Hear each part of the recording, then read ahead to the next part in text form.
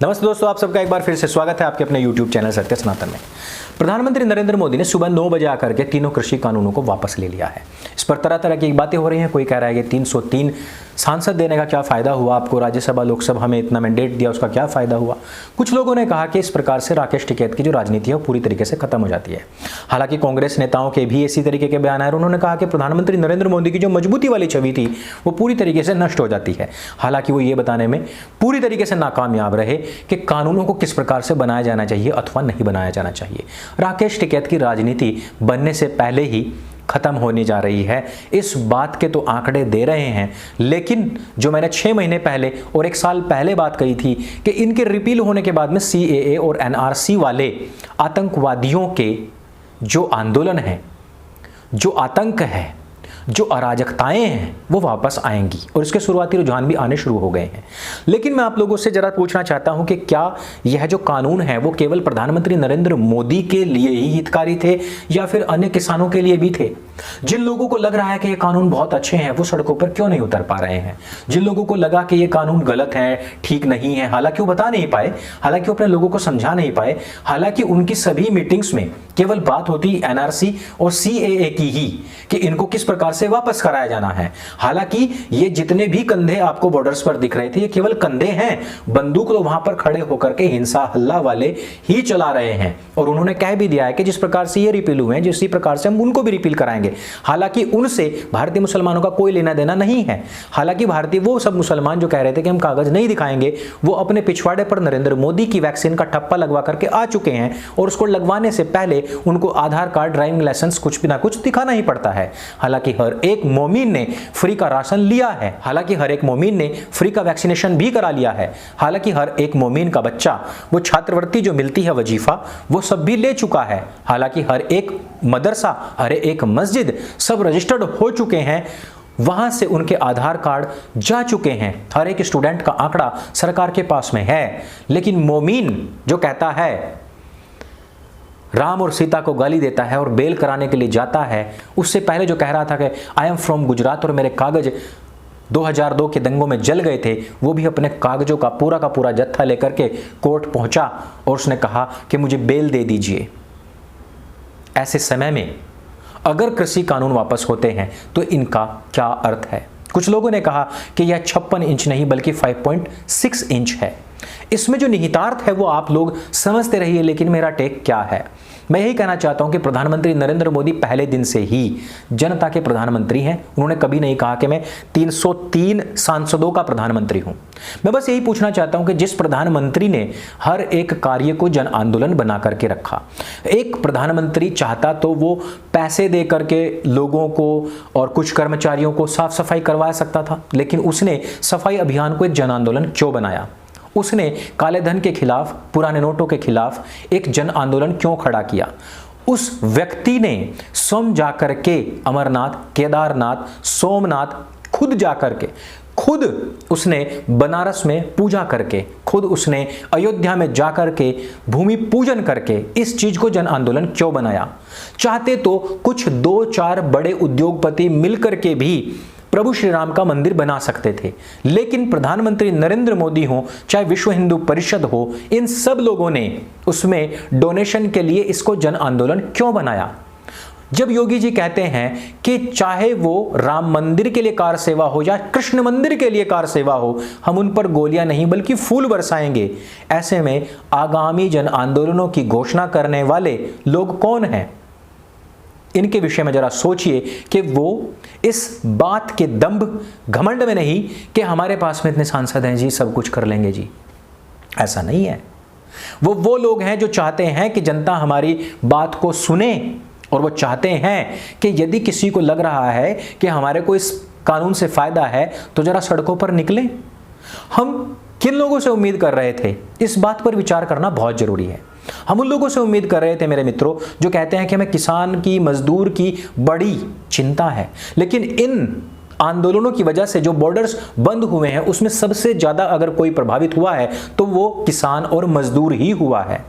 20 kilometre फालतू का round लगा करके मजदूरों को दिल्ली से नोएडा या गाजियाबाद या हरियाणा में जाना और आना पड़ता है, उसकी वजह से कितनी तकलीफ होती है।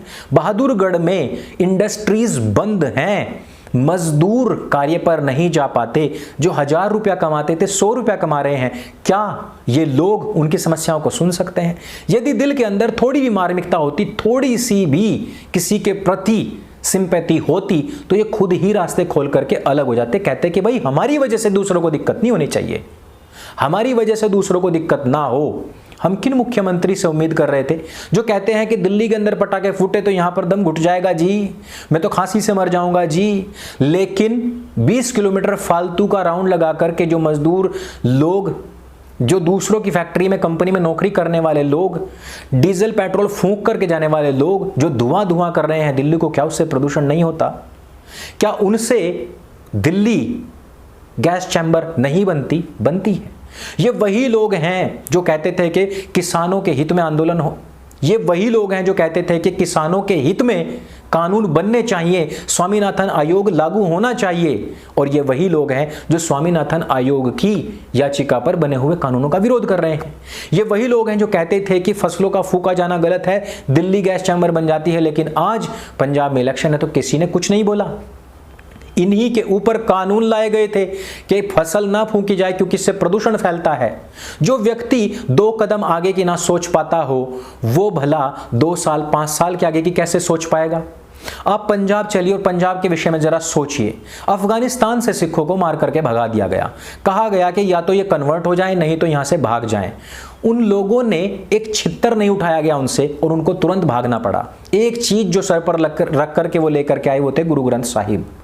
आज गुरुग्राम में खुले में हगने को बंद कराने के लिए कुछ हिंदू संगठन सामने आए और उन्होंने कहा कि रोड पर नमाज नहीं होगी, रोड पर नमाज नहीं होगी। तो गुरुद्वारे खुल गए और उन्होंने कहा कि हमारे यहां पर पढ़ो तुम नमाज, हमारे लिए तो हमारे गुरु साहिब या अल्लाह एक ही हैं। जी हां, एक ही तो हैं। इसी वजह से तो अफगानिस्तान से मार करके भगा दिए गए। वो लोग अपने घर घरौंदे, अपनी किताबें, अपने गुरुद्वारे, अपने वो निशान साहब जिसको लेकर के पिछले दिनों आपने देखा बड़ा हंगामा भी था, वो सारे के सारे वहीं रह गए। बेअदबी कह करके एक व्यक्ति को मौत के घाट उतार करके बैरिकेड पर टांगने वाले निहंग भी अफगानिस्तान की तरफ नहीं देखते, पैर करके भी उधर नहीं सोते हैं, क्योंकि वहां तक जाने की किसी की हिम्मत नहीं है, क्योंकि वहां पर कौन बैठा है? तालिबानी बैठे हैं। पर यहां पर एक विनम्रता पूर्वक हाथ जोड़कर कहने वाला व्यक्ति इन लोगों को तालिबानी, तानाशाही और हिटलर लगता है, जो कहता है कि शायद हमारे ही तप में कोई कमी रह गई थी, शायद हम ही समझाने में नाकामयाब रहे। शायद मैंने हमेशा से सुना था कि जो समुद्र होता है वो उफनता नहीं, बल्कि छोटी नालियां थोड़ी सी बात पर उफल जाती हैं, बक्कल तैर देंगे करने लग जाती हैं। और ये छोटी नालियों को देखकर अब घृणा होने लग गई है। उन लोगों ने जिन्होंने हिंदू विरोधी प्रोटेस्ट में दिल्ली में बिरयानी खिलाई थी अपने 2 फ्लैट बेच करके, उन लोगों की शक्लें शायद आपको याद होंगी ही। लेकिन अब प्रधानमंत्री नरेंद्र मोदी ने गुरुपूरब को क्यों चुना? चुनने की वजह यह थी कि इस देश का यदि कोई वास्तविक अल्पसंख्यक है तो वो है सिख, जैन। यदि इन लोगों के खिलाफ लोगों के दिमाग में कोई नफरत आ गई तो बहुत गलत होगा। ये वो प्रधानमंत्री है जिसने 18-20% वोटों की चिंता नहीं की, जालीदार टोपी नहीं पहनी, उसने निशान साहिब को, पगड़ी को सर माथे चढ़ाया। कितने % वोट होंगे भाई? 1-2%? कितने होंगे मैक्सिमम? उनके लिए छोटी नाली क्यों उफन जाती है? मैं इसी बात पर फोकस करना चाहता हूं कि जिनकी आबादी 1-2% है, उनको यह लगता है कि इसने निशान साहब अपने सिर पर चढ़ाया है तो यह झुक गया है, यह कमजोर पड़ गया है, यह कमजोर प्रधानमंत्री है। वो 18-20% के पीछे 70 पार्टियां घूमती हैं, अपनी बहन बेटियां देकर भी उनके वोट लेना चाहती हैं, लेकिन एक प्रधानमंत्री जो माथे पर त्रिपुंड सजाता है, जो अमरनाथ जाता है, जो कैलाश जाता है, जो बनारस में बैठ करके पूजा पाठ करता है, जो राम मंदिर की लड़ाई लड़ता है और अपने प्रण को पूरा करता है, जो भूमि पूजन करता है और जो उसके निर्माण की शपथ लेकर के आया हुआ साधु व्यक्ति है, जिसने कहा कि गजवाए हिंद की जमीन हिंदुस्तान के अंदर जो कश्मीर को बना दिया गया है उसको मैं हटाऊंगा, 370-35 को हटा करके, जिसने वहां पर आतंकवादी जिहादियों का समाप्ति की पूरी तरीके से जो चुनौतीपूर्ण कार्य था उसको पूर्ण किया है, जिसने सेना को सर्वोच्च सम्मान दिया है, जिसने पहली बार उनकी सब मांगों को पूरा किया है, जिसने देश के अंदर रफाल हो, चिनूक हो, चाहे बड़े से बड़े हथियार, ऑटोमेटिक हथियार हो, सब कुछ बनाया और इंपोर्ट किया है, जिसके ऊपर आज तक एक भी दाग नहीं है भ्रष्टाचार का, जिसने आज तक अपने देश के बहुसंख्यक हिंदुओं के विषय में बात की। और सबसे बड़ी चीज प्रधानमंत्री नरेंद्र मोदी की आप सुन ही नहीं पाए होंगे कि उन्होंने कहा जीरो बजट खेती को हम बढ़ावा देंगे। जीरो बजट खेती ही एकमात्र ऐसा उपाय है जिससे कि गौ रक्षा संभव है। हिंदू हो, मुसलमान हो, कोई भी कौम का किसान हो, वो भी व्यक्ति गौ रक्षा करेगा। और इस पर मैंने 2 साल पहले वीडियो बनाया था दोस्तों, 2 साल पहले मैंने इस पर वीडियो बनाया था कि हिंदू या मुसलमान सब गौ पूजन करेंगे, आप बस एक कानून बना दीजिए। उसकी मांग पूरी हुई है, कानून को वापस कीजिए ना कीजिए मुझे खुशी है ना गम है। एक बात की सबसे ज्यादा खुशी है, एक अकेला प्रधानमंत्री ऐसा है जिसने कहा कि जीरो बजट खेती को हम शुरू करेंगे। आप लोग अपनी इनकम नहीं बढ़ाना चाहते तो कोई बात नहीं, मैं आपके खर्चे कम कर दूंगा। जो आप पेस्टिसाइड और यूरिया में पैसा लगाते हैं, एक गाय पालिए, उसी से सब कुछ हो जाएगा। यही वह पद्धति है जो खाद बनने, पेस्टिसाइड और कंपोस्ट बनने से पहले लाखों साल से हमारे लोग करते आ रहे थे। यही वह पद्धति है जिसको अपनाना अब शुरू कर दिया है उन देशों ने जहां से यूरिया और कंपोस्ट बना था। वही यूरिया कंपोस्ट है जिसकी वजह से पूरा का पूरा पंजाब कैंसरस बन चुका है, जहां पर कैंसरस ट्रेन चलती हैं जो खाद फूंक फूंक करके अपने गेहूं को जहरीला बना चुके हैं। लेकिन इन लोगों से मैं क्या ही कहूं, उन लोगों से आप क्या ही उम्मीद करोगे जो पानी का फंवारा मारकर यमुना के झाग फोड़ने का कार्य करते हो। उन लोगों से आप क्या उम्मीद करोगे जो लोग कृषि सुधारों की बात करते थे, लेकिन आज वही लोग खिलाफ बैठे हुए हैं। लेकिन हमें इस बात तो उन लोगों की भी करनी पड़ेगी जो लोग कह रहे हैं कि कृषि कानून तो बहुत अच्छे थे, नरेंद्र मोदी ने वापस ले लिए, लेकिन घर में बैठे बैठे ट्वीट कर रहे हैं।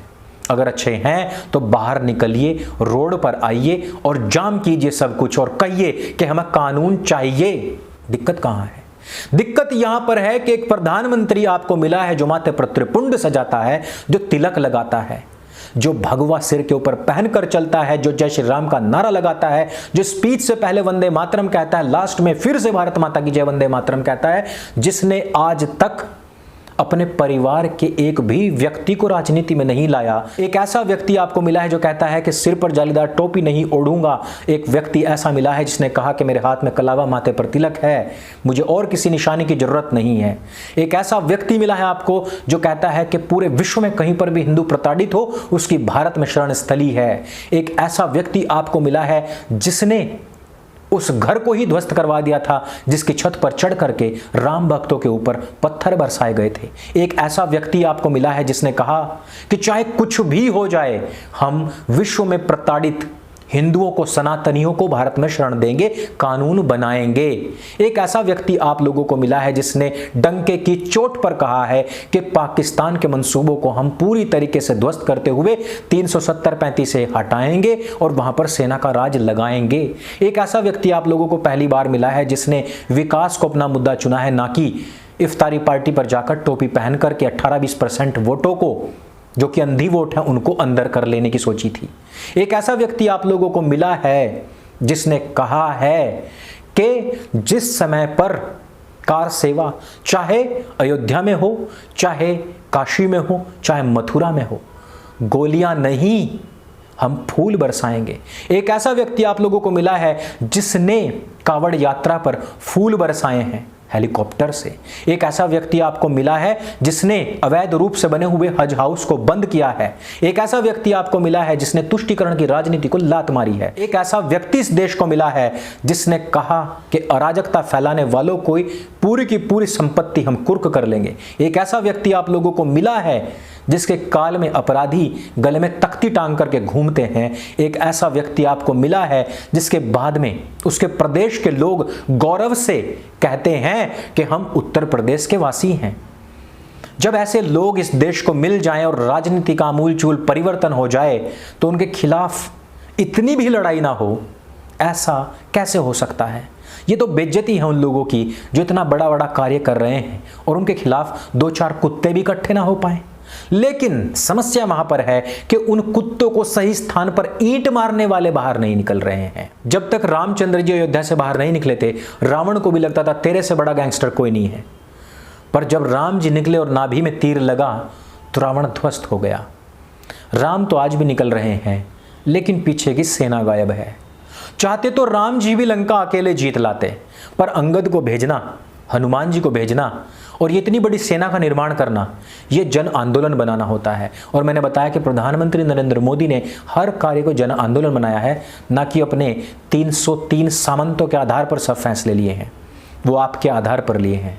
बस ये जरूर है कि यहाँ पर कुछ एक उन शुक्राणुओं की निर्ममता के साथ में हत्या हो गई जो अभी तक एक थैली में बंद थे और सोच रहे थे कि बाहर निकलते ही हम राजनेता बन जाएंगे। यहाँ पर परीक्षा उन हिंदुस्तानियों की भी हुई है जो घरों से बैठ करके ट्वीट तो करते हैं लेकिन बाहर नहीं निकल पाते। उन स्थानीय लोगों की भी परीक्षा हुई है जो आजिज तो हैं, परेशान तो हैं, लेकिन आवाज नहीं उठा पाते। जो व्यक्ति अपने लिए आवाज नहीं उठा पाता, उसके लिए तो कोई भी आवाज नहीं उठाता। ये तो प्रधानमंत्री नरेंद्र मोदी है, भगवान भी उसकी रक्षा नहीं करते जो अपनी रक्षा नहीं कर पाता। तो आप लोगों के कुछ भी इस पर टेक हो सकते हैं, आप प्रधानमंत्री को कुछ भी कह सकते हैं। मेरा भी यही मानना है कि यदि ये कानून वापस हुए तो अगली लड़ाई और ज़्यादा मुश्किल होगी, क्योंकि CAA NRC के लिए फिर से आतंक मच सकता है। लेकिन आप लोगों को भी सोचना चाहिए कि गलती किसकी है, कहाँ पर है। इस वीडियो में सिर्फ इतना ही। यदि वीडियो आपको जानकारी से भरपूर लगे तो इसको सबके साथ में शेयर अवश्य कीजिएगा। मेरे संग बोले सत्य सनातन वैदिक धर्म की जय। जय हिंद, वंदे मातरम।